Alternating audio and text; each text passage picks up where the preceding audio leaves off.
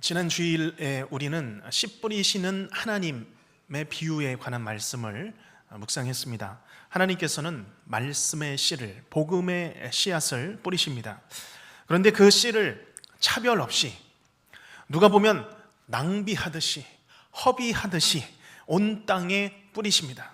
그러나 그것은 결코 마르지 않습니다. 소진되지 않습니다. 모자라지도 않습니다. 풍성하게 주의 말씀은 뿌려집니다. 그리고 결국은 30배, 60배, 100배의 결실을 맺습니다. 이것이 하나님 나라 복음이 전파될 때 일어나는 일입니다. 지난 오랜 역사 동안 하나님께서는 수많은 선지자들, 전도자들, 사도들 보내셔서 또한 이 시대에는 선교사님을 통하여서 우리가 쉽게 이르지 못하는 땅 끝까지 주의 복음 들고 나아가 이 복음의 씨앗을 뿌리게 하셨습니다. 그런데 그 중에 복음의 말씀을 받아들이는 사람이 있는가 하면 완강히 거부하는 사람들이 있었습니다. 예수님 역시 하나님 나라 말씀을 전하시고 사역하실 때에 다양한 반응이 있었죠. 좋은 땅과 같은 마음으로 주의 말씀을 받는 사람들이 있었는가 하면 길가밭과 같이, 돌짝밭과 같이, 가시밭과 같이 말씀을 들어도 그 씨앗이 움트지 못하고 성장해도 온전히 열매 맺지 못하는 그러한 그런 반응들이 있습니다. 오늘 말씀은 예수님께서 이 비유에 대하여 구체적으로 해설하시는 내용 후반부의 도입 부분입니다. 본문은 4장 전체를 샌드위치 구조로 본다면 이 샌드위치의 내용물에 해당하는 중심부 내용입니다. 오늘 말씀을 통해서 예수님이 말씀하신 이 비유의 뜻과 의도가 드러나고 있습니다. 오늘 이 말씀을 통해서 예수님은 왜 비유로 예수님의 뜻을 전하시는지 우리가 그 뜻을 알기를 원합니다. 지난 주일에 이어서 예수님의 씨 뿌리는 비유를 더 깊이 묵상할 때에 우리의 복음의 사역의 방향은 어떠해야 할지 하나님의 마음을 우리가 이해하고 묵상하는 귀한 시간이 되시기를 간절히 바랍니다. 예수님께서 이 씨 뿌리는 자의 비유를 통해서 여러 가지 땅에 떨어진 씨앗들 그리고 그 결과에 대해서 이제 말씀을 마치셨습니다. 그 말씀을 마치신 후에 일어난 일이죠. 우리 함께 10절 말씀 함께 읽겠습니다. 예수께서 홀로 계실 때에 함께 한 사람들이 12 제자와 더불어 그 비유들에 대하여 물으니. 아멘. 비유의 말씀이 끝나고 예수님께서 홀로 계실 때에 그때 12 제자와 그들과 함께 한 사람들이 예수님을 찾아왔습니다. 그리고 물은 것이죠. 이들이 이 예수님의 비유에 대하여서 질문한 것입니다. 이 질문에 정확한 문구는 나오지는 않습니다. 아마도 예수님 이 씨 뿌리는 자의 비유를 말씀해 주셨는데 그것이 무슨 뜻입니까? 씨는 무엇입니까? 땅에 뿌려졌다는데 그것이 사람의 마음입니까? 아니면 어떤 지역을 말씀하시는 것인가요? 여러 가지 추측해 볼 수 있는 질문 우리가 예상할 수 있습니다. 자, 그런데 지금 이 제자들의 이 반응이 놀라운 것입니다. 귀한 것이죠. 질문하기 위해서 궁금증을 가지고 예수님을 찾아온 것입니다. 예수님이 흔하게 마주쳤던 무리나 서기관들이나 제사장들 그리고 예수님의 가족들에게서는 볼 수 없었던 반응이었습니다. 전혀 다른 반응이죠. 이 제자들은 이 비유의 말씀을 듣고 그 들은 말씀 듣고 애매할 때에 그저 그 애매한 마음을 가지고 지나가지 않았습니다. 그 안에 심령에 반응이 일어난 것이죠. 오늘 예수님께 달려나온 이 사람들은 더 가르쳐 달라고, 예수님 무슨 뜻인지 알려달라고, 이해시켜 달라고 예수님께 나아온 것입니다. 이렇게 질문을 품고 궁금증을 가지고 달려나오는 사람들이 있습니다. 잘못된 것이 아닙니다. 의심하지 말고 그냥 그대로 받으세요, 믿으세요, 그런 거하고는 다른 문제입니다. 꼭 필요한 일이죠. 목사님, 이게 무슨 뜻인가요? 제가 잘 이해를 못했습니다. 알려주세요 라고 할 때에 이 설명을 듣고 또 더 구체적인 말씀을 들으면서 그 안에 숨겨있던 비밀이 벗겨지는 것입니다. 내 안에 믿음에 대한 궁금증이 생기는 때입니다. 성령께서 역사하실 때 내 안에 거룩한 갈망과 그런 질문이 생깁니다. 더 알고 싶고 더 탐구하고 싶어 합니다. 묻는 이들에게 비유가 비로소 열리는, 깨어지는, 벗겨지는 그러한 시점인 것이죠. 간혹 신방을 가보면, 집에 가보면 책꽂이에 여러 강해서와 주석서와 신앙 서적이 이렇게 꽂혀 있는 그런 가정이 있습니다. 궁금하기 때문이죠. 내가 주일에 말씀 들은 거, 내가 교회에서 성경 공부한 거, 거기에서 생겨난 나의 궁금증들을 더 알고 싶어 하는 것입니다. 하나님의 깊으시고 높으신 뜻을 어떻게 한 번 듣고 알 수가 있겠습니까? 내가 다른 책들 찾아보면서 신앙 서적들에서는 이 질문에 대하여서 어떻게 답하는지, 또 주석 그런 시리즈에서는 어떻게 과연 학자들이 이 본문을 해석하는지 궁금한 것입니다. 내 안에 비늘 같은 것으로 가득히 두텁게 감싸인 그 진리를, 복음의 진리를, 말씀의 진리를 하나씩 궁금증을 해결해 나가는 것이죠.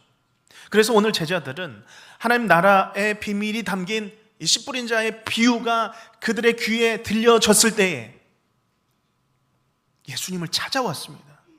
듣고 끝나지 않고 들은 것에 대해서 내 영혼이 반응한 것이죠. 이 비유, 감추인 이 비유의 문을 두드린 것입니다. 그리고 그 문을 열고 들어오기 원하는 것이죠. 그런데 이 질문이야말로 내 영혼을 살리는 질문이 됩니다. 내 인생의 새로운 문을 여는 질문이죠. 그동안 내 영의 눈이 감기워져 있다면 이제는 감기워진 내 영혼 눈을 열기 위한 내 인생을 바꾸는 귀한 질문이 되는 것이죠. 우리 교회는 1단계, 이제 2단계 준비 중입니다. 그리고 3단계 성경 공부가 너무나도 잘 세워져 있습니다. 그런데 참 귀한 시간이 이 3단계 성경 공부가 이제 거의 맞춰지는 시점이 되면 간담회가 있습니다. 담임 목사님과 함께하는 간담회입니다. 이전에는 이제 만찬이라고 표현되어 있는데 이제 코로나 이후에 좀 달라지긴 했지만 간담회 시간이 있습니다. 이 시간을 통해서 저도 이제 새로 등록하시고 1단계를 지나고 또 3단계 공부를 하셔서 이제 계산교회 일꾼이 되시려고 하는 분들의 얼굴을 보고 인사하고 또 여러 가지 삶의 이야기를 나누는 시간을 갖습니다. 그런데 함께 이 시간을 보면 한결같이 이분들이 고백하시는 내용이 있습니다. 이 3단계 성경 공부가 벌써 끝난다니 너무나 아쉬워요 라는 고백입니다. 계속하고 싶다고, 헤어지기 싫다고 하는 아쉽다라는 그런 말씀입니다. 처음에는 시작할 때는 이게 도대체 언제 끝날까라는 그런 짧지 않은 기간 때문에 주저하기도 했지만 좀 나중에 할까라고 그런 마음도 들었지만 이게 시작하고 보니까 너무 좋다라는 것이죠. 그런데 이 안에서 내 안에서 생겨났던 그동안의 내 믿음의 문제들, 신앙의 질문들에 대한 여러 가지 답을 이 안에서 다 찾아가기 시작한 것입니다. 리더 되시는 분이 굉장히 수고하십니다. 수많은 질문들을 받으면서 또 그 안에서 한계 내에서 이제 또 대답해 주시는 거죠. 대부분의 질문들을 다 대답해 주면서 이전에는 내가 애매했던 추상적이었던 그런 신앙의 문제들이 이 안에서 하나씩 벗겨져 비늘이 한꺼풀씩 벗겨져 그 복음의 진리를 결국 보게 되는 것입니다. 그래서 이것이 너무나도 그 큰 진리 이게 3단계 우리 같이 하자고 부르는 것이죠. 오랫동안 교회를 다녔어서 많이 듣기는 했지만 무조건 믿어왔지만 이제는 내가 믿을 수밖에 없는 하나님, 이제는 좀 더 깊이 알기 위해서, 이해하기 위해서 이 3단계에 들어오셨다고 합니다. 또 모태신앙으로 자라와서 이 교회에서 저 교회에서 또 직분도 받았지만 내 신앙 이제는 다시 시작한다는 그런 마음으로 이 3단계에 들어오셨다고 합니다. 그런데 이런 결단이 이 시점부터가 내 인생을 바꾸는 시간이 되는 것입니다. 사도행전 17장에 보면 그렇게 말씀을 사모하고 탐구하는 사람들이 있습니다. 바울이 데살로니가에서 복음을 전했고 이 일들로 정말 수많은 사람들이 이제 예수님을 믿게 된 일이 있었습니다.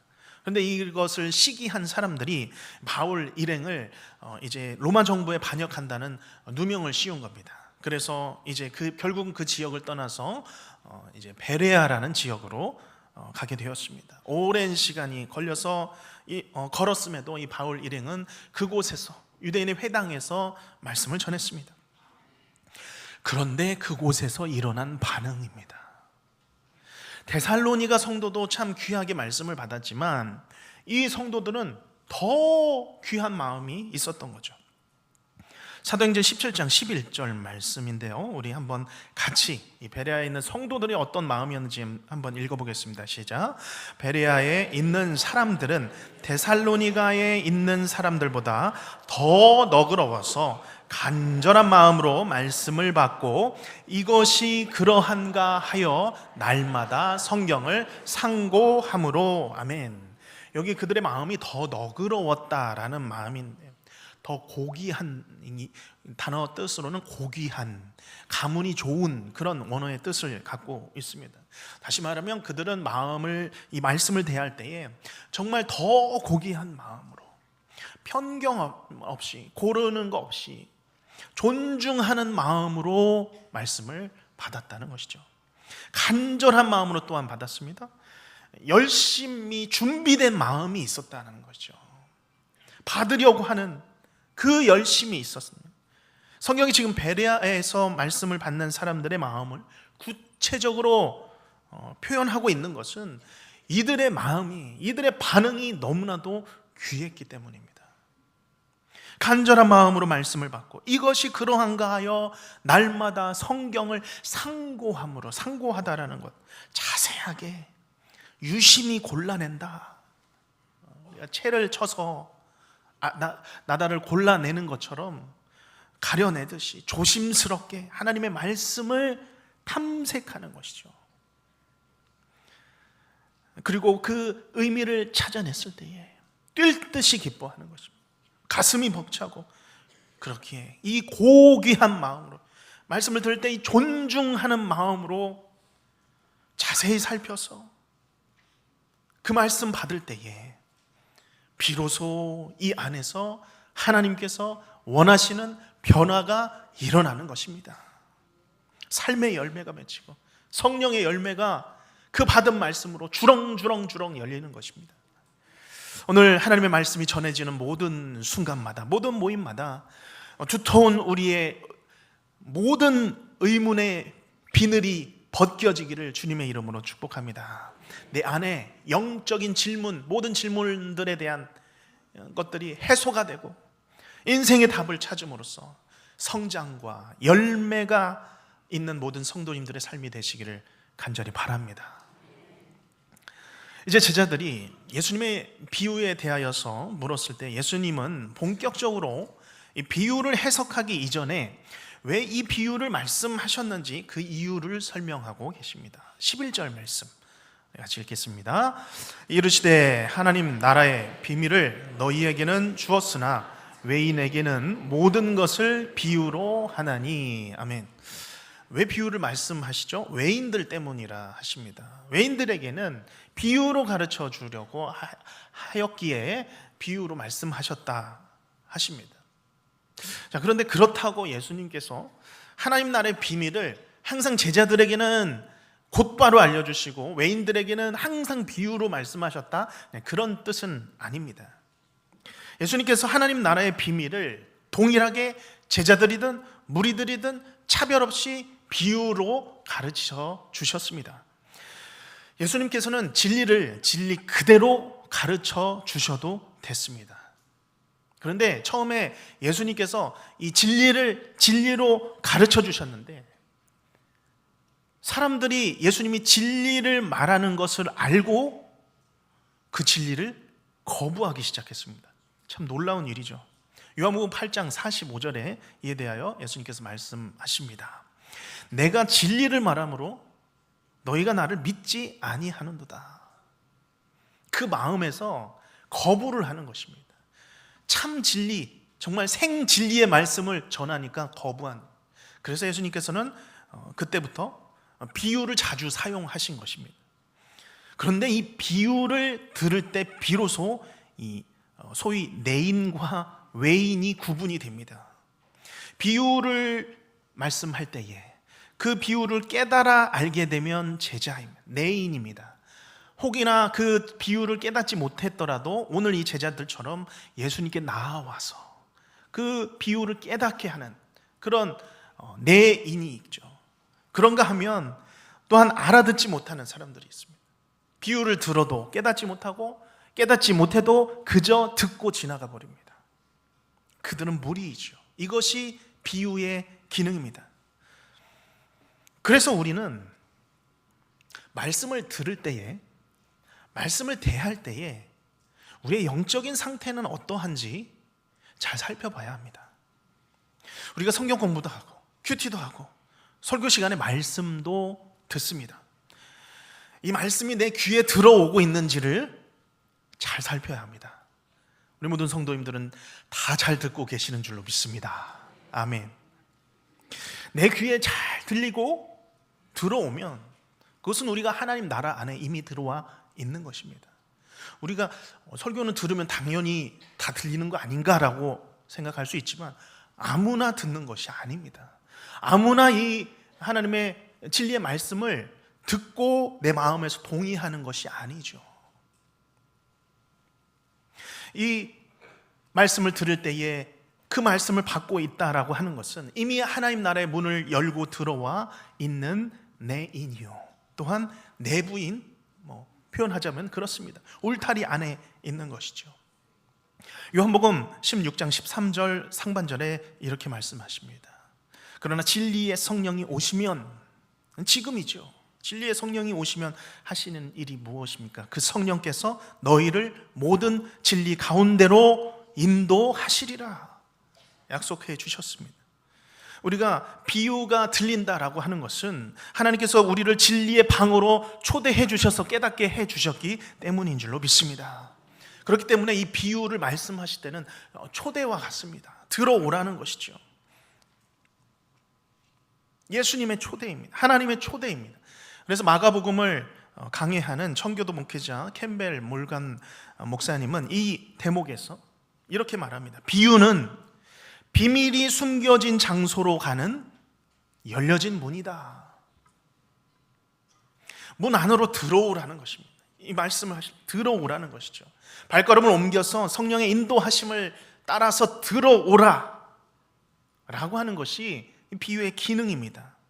애매해서 내가 뜻을 알아듣지 못했다면 다시 한번 그 문을 열어서 들어오면 성령께서 진리 가운데로 반드시 인도해 주신다는 것이죠. 그러면 하나님의 백성들 안에 있는 성령께서, 진리의 성령께서 가르쳐 주십니다. 깨닫게 하십니다.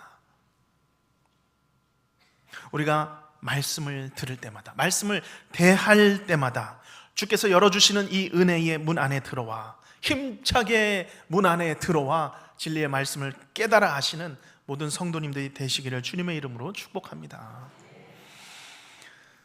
이러한 일하심이 고린도전서 2장 12절 말씀에 보면 이렇게 말씀하고 있습니다. 우리가 세상의 영을 받지 아니하고 오직 하나님으로부터 온 영을 받았으니, 우리가 성령을 받았으니, 진리의 영이신 성령을 받았으니, 이는 우리로 하여금 같이 읽겠습니다. 하나님께서 우리에게 은혜로 주신 것들을 알게 하려 하심이라. 아멘. 우리가 머리로 이해하는 것 같지만 성령께서 주의 말씀을 깨닫게 하시고 진리 가운데로 인도하시기 때문에 오늘 우리가 말씀을 이해하고 아멘하며 주님 앞에 반응하는 것인 줄로 믿습니다. 숨겨진 진리의 말씀이 들려질 때는 주께서 우리를 초대하시는 말씀으로 들으셔야 합니다. 그래서 내게 들린 말씀을 내 안에서 묵상합니다. 감추어진 뜻을 찾아갑니다. 성령께서 하시는 일이죠. 그리고 그 말씀과 진리의 핵심에 이를 때에 깨달아 알 때에 주님 그렇습니다. 아멘 하면서 받는 사람이죠. 내 심령 가운데 동의하고 신뢰하며 네 그렇습니다라고 믿음으로 받으며 그 비밀이 내 안에서 완전히 열려서 결국은 그 말씀 그대로 살아가고자 하는 의지가 내 안에서 발동하는 것입니다. 자, 그런데 문제는 말씀이 들려도 내 심령 가운데서 끝끝내 거부하는 사람들이 있습니다. 여전히 이 문 밖에 있는 사람이죠. 울타리 밖에 있는 사람입니다. 본문 말씀에 따르면 외인입니다. 도저히 받아들여지지 않죠. 들리지 않습니다. 혹여나 내가 원하는 말씀, 내가 듣고 싶은 말씀은 듣습니다. 그래서 그 들은 말씀 가지고 은혜 받았다고 표현도 합니다. 근데 그것이 과연 은혜라고 할지는 우리가 다시 한번 확인해 볼 필요는 있겠죠. 이런 태도는 말씀을 향한 고귀한 마음이 아닙니다. 존중하는 마음이 아니죠. 그것이 12절 말씀의 모습입니다. 이는 그들이 보기는 보아도 알지 못하며 듣기는 들어도 깨닫지 못하게 하여 돌이켜 죄사함을 얻지 못하게 하려 함이라 하고, 보기는 보아도 무엇을 보고 있는지 알지 못합니다. 내 안에서 장벽을 치고 듣고 있지 않는 것이죠. 듣고는 있는데 무슨 말인지 깨닫지 못합니다. 깨닫고 싶어 하지도 않습니다. 이것만큼 큰 비극이 어디 있겠습니까? 듣고는 있는데 알아듣지 못하는 그것이 바로 비극입니다. 물론 전달하는 설교자의 역할도 참 중요합니다. 전달자의 역할이 중요하죠. 알아듣도록 전하는 것이 이 전달자의 역할입니다. 아주 오래전에 언젠가 제가 어떤 분의 설교를 듣는데 도대체 듣고 있는데도 이게 무슨 얘기인지 이해되지 않는 설교가 있었습니다. 분명히 한 문장이 들리고 그 다음 문장이 들리는데 이 전체 문장이 무슨 뜻인지, 이 한 문단을 들으면 이게 지금 무슨 이야기를 하는 것인지 연결이 되지 않는 그런 설교를 들은 적이 있습니다. 아무리 그래서 내 마음이 준비되지 않았구나 라고 해서 집중을 해서 듣는데도 이해가 되지 않는 그런 설교를 듣고 나서 설교는 전달하는 것이 너무 중요하구나.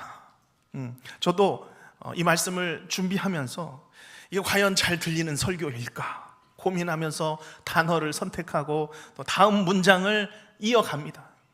기본적인 이 어떤 전달 자체가 하나님의 이 진리를 전달하는데 방해가 되지 않도록 전달하는 것이 굉장히 중요한 것이죠.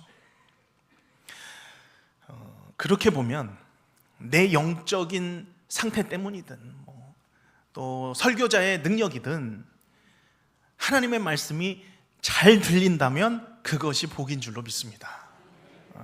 진리의 말씀, 내 영의 눈을 여셔서 믿음의 귀를 열으셔서 듣게 하시고 깨닫게 하시고 알게 하시는 것이 내게 가장 큰 복인 줄로 믿으시길 바랍니다.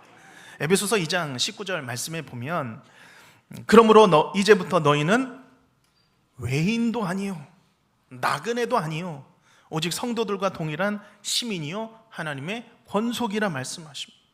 우리를 하나님의 백성으로 삼으시고 권속 삼아 주셔서 그 말씀의 그 울타리 안에 들어오게 하셔서 성령께서 진리의 영으로 우리를 깨닫게 하시고 알아듣게 하시는 것, 그것이 우리에게 있어서 인생의 가장 큰 복인 것입니다. 우리는 원래 이렇게 알아들을 사람들이 아니었습니다. 우리는 원래 외인들이었습니다. 울타리 밖에 있었던 사람들이었습니다. 나그네였죠. 우리는 길가 인생이었습니다. 돌짝밭 인생이었습니다. 가시밭 인생이었습니다. 아무리 씨앗을 뿌려내도 이 씨앗을 뿌려내도 키워낼 수 없는 그런 인생, 쓸모없는 땅과 같은 인생이었습니다. 그러나 보고도 보지 못하고 들어도 듣지 못하는 내 인생 가운데 예수 그리스도께서 찾아오셨습니다. 아직 내가 죄인 되었을 때였습니다. 내가 연약할 때였습니다. 내가 하나님과 원수 되었을 때였습니다. 그러나 죄인 되고 연약하고 하나님과 원수 되었던 나, 하나님을 향하여 등지고 살았던 나에게 우리 주님께서 찾아와 주셨습니다. 그리고 길가와 같고 가시밭과 같고 돌짝밭과 같은 내 심령을 옥토로 기경하여 주셨습니다. 굳었던 내 마음 부드럽게 바꾸어 주시고 거듭난 마음 갖게 해 주셨습니다. 그래서 하나님의 이 온전한 말씀 받을 수 있도록 고귀하게 존중하며 받을 수 있는 그런 마음 밭으로 바꾸어 주신 것이죠. 그리고 그 마음, 생명의 씨앗, 예수 그리스도의 생명의 씨앗을 내 안에 심어 주셨습니다. 생명의 왕 되신 예수 심어주심으로 내 삶을 통치하시며 하나님 나라를 내 안에서 이루어 주신 것이죠. 진리의 말씀 더 갈망하며 더 사모하며 더 고귀한 마음으로, 더 존중하는 마음으로 열심을 가지고 간절히 주님을 찾고 말씀을 묵상할 수 있는 그런 마음으로 바꾸어 주신 것입니다. 바라기는 이 거룩한 진리의 문, 열린 문으로 초대하시는 하나님의 부르심에 우리가 아멘 주님 더욱더 주님 알게 하여 주시고 주님 더 깊이 깨닫게 하여 주시옵소서. 말씀의 씨가 땅속에서 돋아나와서 내 안에서 이해하고 더 감사하고 더 삶의 열매로 우리 하나님께 영광을 돌리시는 우리 모든 성도님들 되시기를 바랍니다. 또한 이제 마찬가지로 우리에게도 이 씨 뿌리는 사명이 있습니다. 예수 생명의 씨앗을 뿌리는 사명이죠. 우리 계산교회는 지금도 이 씨앗을 뿌리는 사명으로 국내와 또한 해외에 이 씨앗을 뿌리며 나아가고 있습니다. 우리는 뿌리는 것입니다. 그러나 그 땅을 옥토되게 하시고 그 사람의 마음을 바꾸셔서 30배, 60배, 100배의 결실을 맺게 하시는 것은 하나님의 일입니다. 그렇게 우리는 뿌리는 것이죠. 치유하고 전파하고 가르치는 것입니다. 오늘 우리가 이 일을 위해서 함께 기도하며 작정하며 나아갈 때 주님, 이 작정으로 내가 믿지 않는 10사람을 책임지는 주님 작정이 되게 하여 주시옵소서. 아직도 예수님을 알지 못하고 믿지 못하는 민족과 열방들을 향한 나의 작은 작정이 되게 하여 주시옵소서. 그러나 우리 하나님께서 일하실 줄로 믿사오니 주여 30배, 60배, 100배의 결실로 하나님 열매 맺게 하여 주시옵소서. 이 기도의 마음으로 주님 앞에 나아가는 성도님들 되시기를 주님의 이름으로 축원합니다. 기도하겠습니다.